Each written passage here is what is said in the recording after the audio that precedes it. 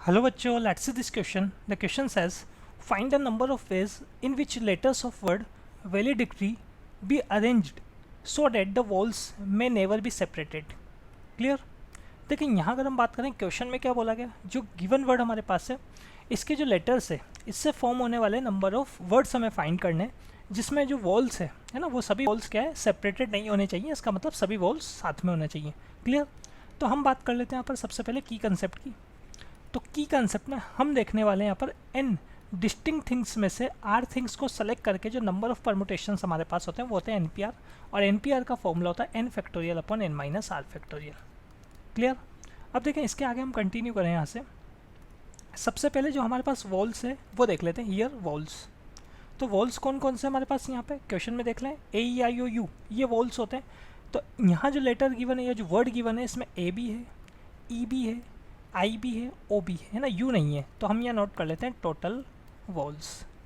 Total walls कितने हो गए हमारे पास यहाँ पर? टोटल वॉल्स हो गई है 4। क्लियर? अब इसके अलावा हम बात कर लेते हैं consonants. Clear? And total consonants. तो टोटल कंसोनेंट्स की अगर हम बात करें यहाँ पे, तो टोटल कंसोनेंट्स कितने होंगे? जितने इसमें टोटल लेटर्स होंगे। इसमें लेटर्स कितने हैं? इसमें लेटर्स है हमारे पास 11। 11 माइनस 4, ये टोटल कंसोनेंट्स हो गए हमारे पास 7, जो कि डिफरेंट कंसोनेंट्स हैं। ठीक है? अब देखो यहाँ से आगे अगर हम बात करें तो हमें क्या देखना है ना, हमें यहाँ पे जो वॉल्स है उन सभी को तो रखना है साथ में। तो इसका मतलब सबसे पहले तो मैं क्या करता हूँ, इसको एक सिंगल लेटर अज्यूम कर लेता हूँ, एक सिंगल ऑब्जेक्ट अज्यूम कर लेता हूँ। मैंने नोट किया यहाँ पर लेट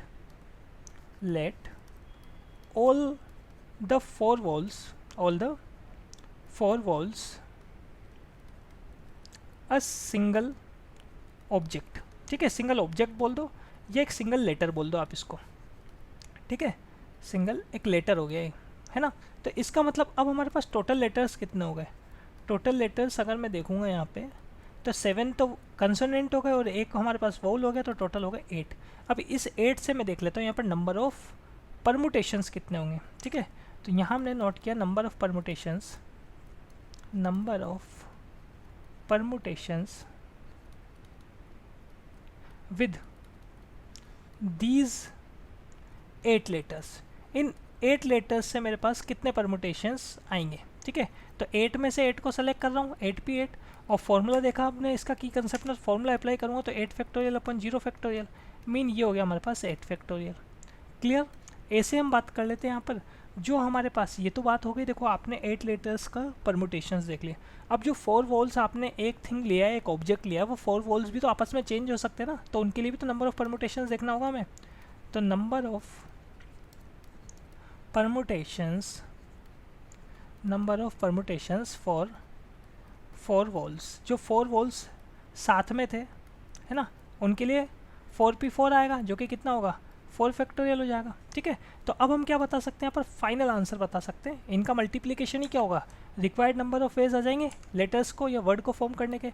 तो हमने बता दिया यहाँ पर रिक्वायर्ड नंबर ऑफ वर्ड्स। तो रिक्वायर्ड नंबर ऑफ वर्ड्स कितना हो जाएगा हमारे पास यहाँ पे? ये हो जाएगा हमारे पास 8 फैक्टोरियल इंटू 4 फैक्टोरियल। क्लियर?